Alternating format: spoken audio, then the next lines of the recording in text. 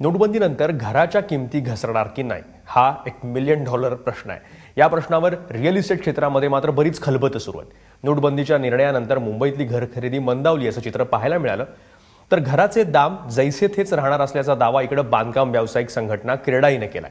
दरम्यान नोटबंदीमुळे बँकातला cash flow जो आहे तो वाढलाय, हे साहजिक होतं। परिणामी गृहकर्जाचे व्याजदर कमी होतील ती शक्यता अरुंधती भट्टाचार्यजींनी पण अगोदरच वर्तवली आहे।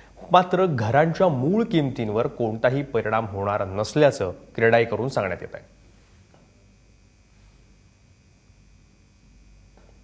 मुबलक पैसा बँकांकडे जमा झाला की त्या ठिकाणी बँकांकडे लेंडिंग वाढेल, गृहकर्जाचे दर कमी होतील आणि जर गृहकर्जाचे दर हे 7 ते 8% आसपास राहिले तर आजपर्यंत इतिहास सांगतो की रिअल इस्टेट हे बूम होतं। घरांच्या किमती ज्या आत्ता ज्या ह्याच्यावर आहेत त्या दराला जास्तीत जास्त डिमांड सर्व लोकांकडून वाढेल, गृहकर्ज रेट कमी झाला।